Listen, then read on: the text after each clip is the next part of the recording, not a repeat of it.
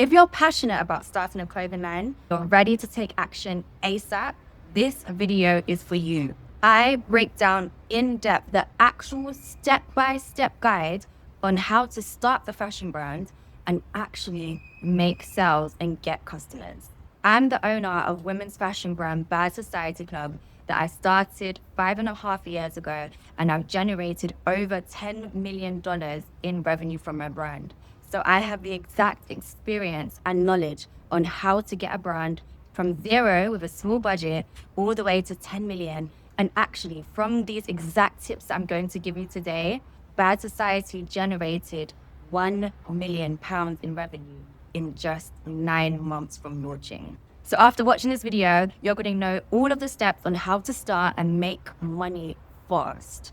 So let's get into it. Step 1 is find your gap in the market. A lot of people want to start a clothing brand and they just want to do something generic that would probably sell well in Zara. But that is not how you launch a successful brand. You have to see a certain style, vibe, aesthetic that is missing in the market in order for your fashion brand to stand out and propel. So if you have an idea, think of brands that are similar to the idea that you have. So I'm going to use my brand as an exact example. When I started my brand, Fashion Nova was similar. They sold really sexy fitted jumpsuits and two-piece sets that catered to like that baddie culture that was up and coming at the time. However, I saw a gap in the market.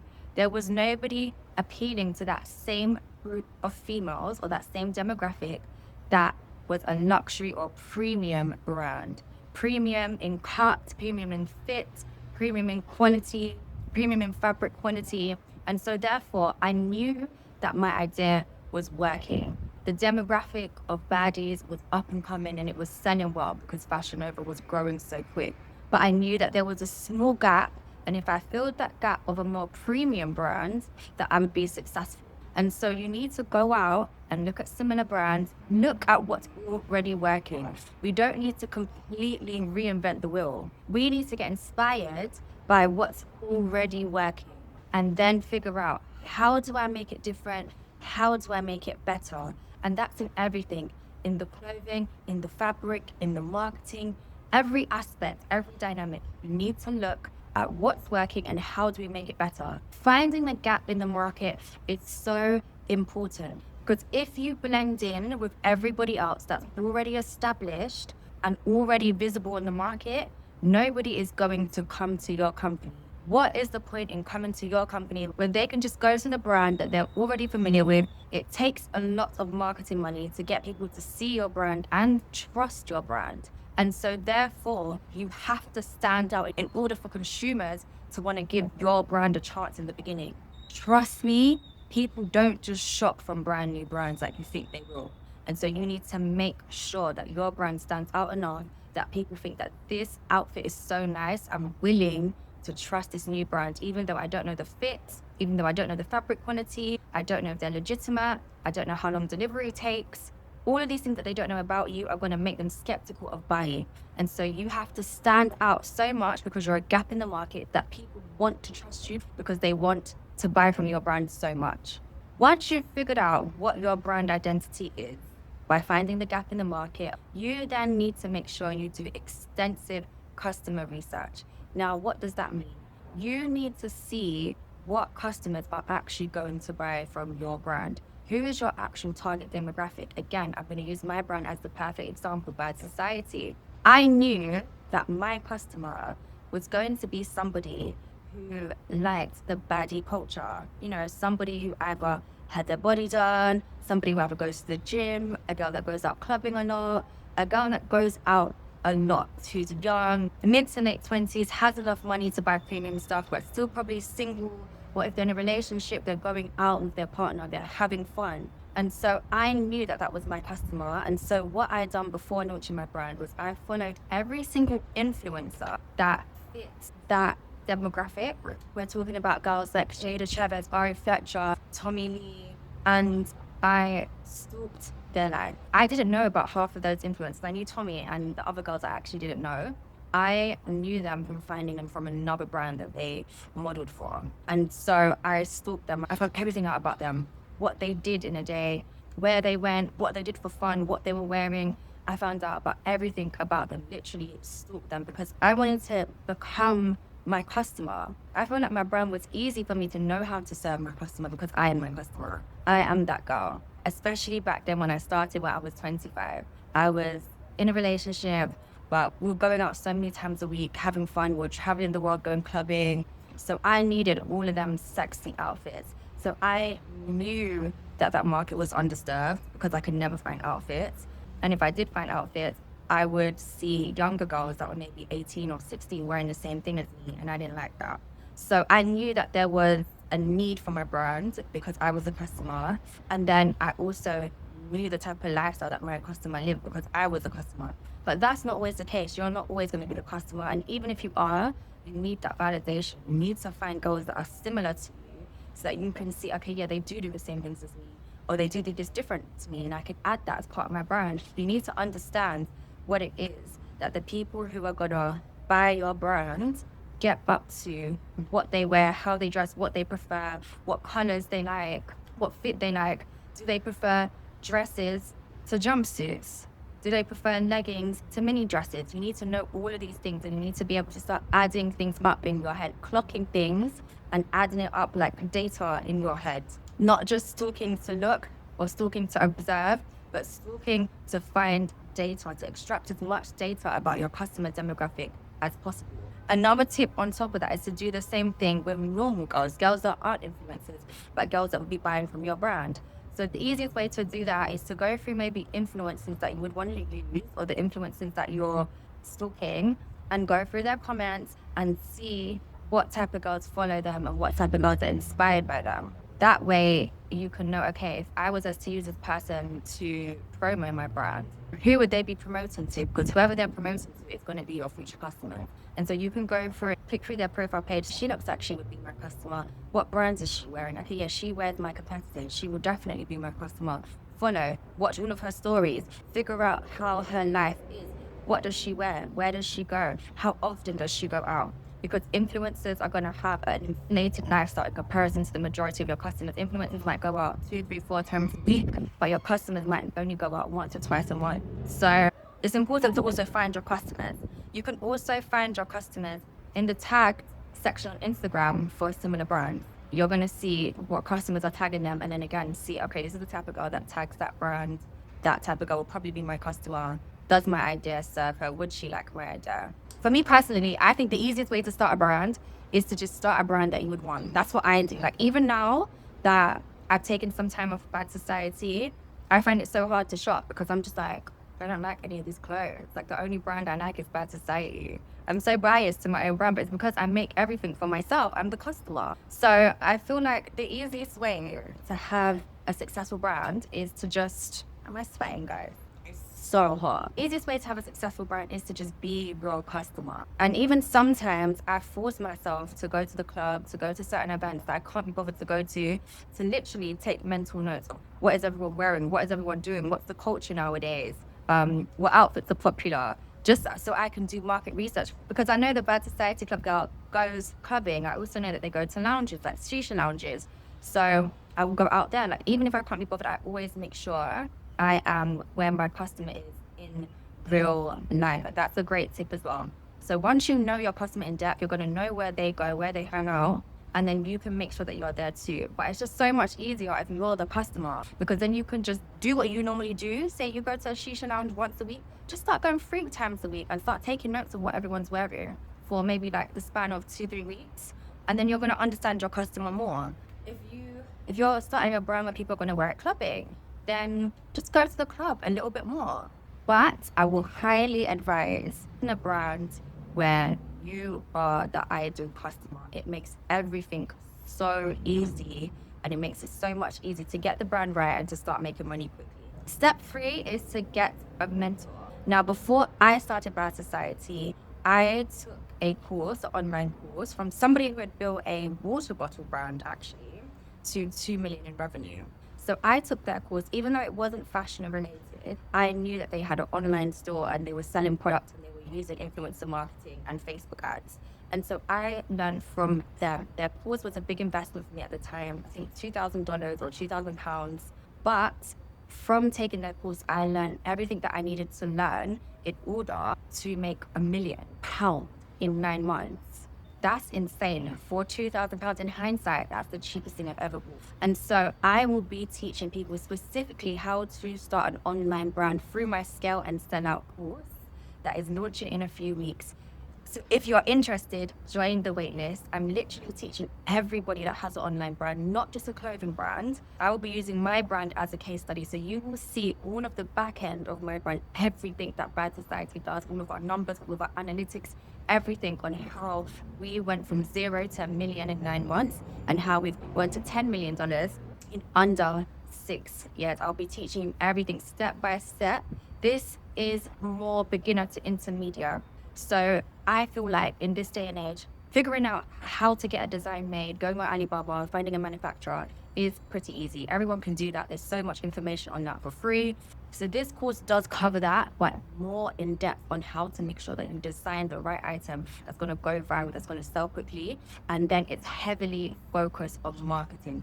Now that you have a product, how do you make sure that that product goes viral and sells and continues to sell every single day? I'm going to be teaching you how you sell out on product drop days and make tens of thousands of pounds on the day that you launch. But then I'm also teaching you all of the techniques to have continuous daily sales and to grow your daily sales so that you have that combination of sellout drops plus money coming in every single day. I'm so excited to teach you this. And so I do feel like if you want to start a brand from scratch, this is the perfect course. But if you've already started and you just need that fuel, how do I make my first million? How do I get to making 100,000 a month? This is where I really go in depth and teach you guys how to take your product, make it a little bit better maybe, you need to improve your product, and then how do we propel your brand to absolute success that you deserve? Because there is a formula. I drop products every single month on Bad Society when I'm working at full capacity, and every month they sell out because I have a formula no matter what product I put out. And so I'm gifting you guys as students with that exact formula in depth, no secrets. You're going to know all the tea. And I'm so excited to launch. I'm going to make so many women millionaires this year. I can't wait to do that and see all of my students' success and results. So again, get on the wait list so that you can be a part of that movement, because not only will you get a course if you buy on drop day, but you will also get unlimited mentorship by me in person. The next step you need to do, even before you launch, even before you start paying for samples, is to figure out how are you going to market to your customer? How do you capture this customer's attention in detail? We can't just be saying Instagram, guys. We can't just be saying TikTok. We need a structured, in detail plan, which again, I'm going to give you my plan in the course and my blueprint in the course. But if you don't want to buy the course, then you need to come up with your own marketing plan. What are you going to be doing on TikTok? What influencers are you going to be using on Instagram? Why do those influencers make sense? How much do they cost? How am I going to get those influencers to work with me? What type of content are people going to be putting on TikTok? What type of content is going to convert the most? As in, what type of content is going to generate the most sales per video? Again, I have nailed that down to T from trial and error working with influencers, figuring out what type of pictures make the most money, what type of videos make the most money, what I need to look for in influencers, analytics, in their following, in their comments, everything to know that they're going to be a good fit for me. So I have that blueprint, which I'm giving away in the course, but you will need to come up with your own marketing plan, and it needs to be in depth. If you don't know how you're going to market your brand and how you're going to get sales, how are people going to find out about your business? What, you think that just because you're going to post that you started a brand on your personal page, people are going to care? They don't care. They're going to say congratulations and they're going to go on with their day. How many people do you know that started a business? How often do you personally buy from that business? People don't care that you started a business. They're going to congratulate you. They're going to be proud of you, and they're going to sit back and wait and see if you make anything of it. And the way you make something of your brand is by having a marketing plan, which is figuring out how you get the attention of that exact customer that you identified. And so the easiest way to start building a plan is, again, to start looking at your competitors and start studying and reverse engineering their marketing plan. What do they do? And so when you look at marketing plans, you have to be able to segment different brands. There's going to be high-level brands like Fashion Nova. You can learn a thing or two from them, but at the end of the day, their budget ain't the same budget as yours, babe. Paying every single influencer in the world to wear your brand, or gifting every single influencer in the world to wear your brand, ain't going to work for you. You're going to run out of products and run out of stock before you've even made a sale. So looking at Fashion Nova, a brand that has millions in marketing spend, can give you some inspo, but it's not going to have the same budget as you. So you need to find brands that are going to have a smaller budget, more up-and-coming brands, and try and see how are they marketing their brand now? How did they market it in the beginning? Listen to podcasts.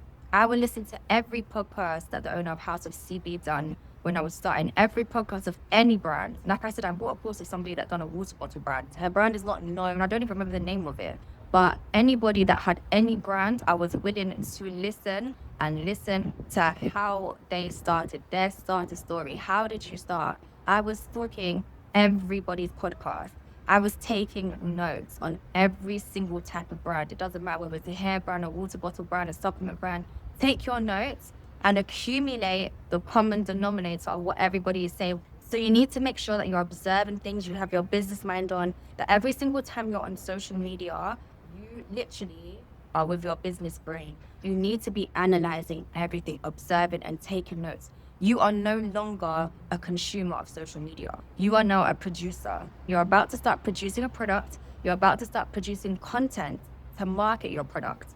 You need to now look at social media on a producer's lens. What are other producers, companies, what are they doing and how are they generating success? Now, my final tip is so good. This is going to help you save so much money and also help you make so much money at the same time. I'm going to do a part 2 or maybe even a part 3 because there's more information that you need, but this one is key. You launch with one design and it has to be a good design, okay? I launched with one amazing design. I launched with my contour jumpsuit. It's called Sex Magnet Contour Jumpsuit at the time, right? So good. Such a good product. And it was a hit straight away. Every single influencer wanted to work with us because they just wanted the outfit.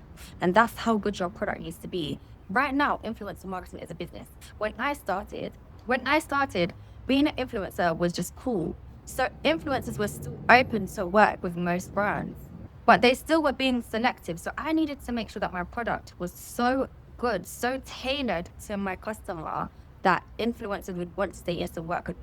So you need to make sure that you launch with one product. One, to save you money. Producing your stock in batch costs money. It costs money to pay for the stock and it costs money to ship and import the stock. And so the more designs you do, the more money you're going to spend. But if you actually learn how to create a great product, which again, that is in the introduction of my course, how to make a viral product. That's half the job done. If your design already is a design that will go viral, then the chances of you going viral are high. It doesn't matter if you put it on an influencer or if you wear it yourself. And so this is the first part that I teach in my Scale and Sell Out course, is how to design viral products. You have to be in tune with the trends. And it's very easy to be in tune with the trends, especially, like I said, if you are the customer.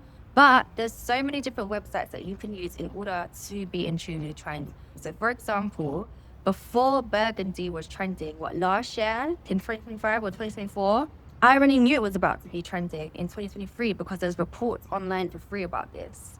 And so I made my Ella jumpsuit in burgundy and it sold out in seconds. Why? Because my product was sick and I used the reports and the data that was put out there in order to push that. Don't you remember that scene in The Devil Wears Prada? She's like, why do you think you're wearing that blue cardigan?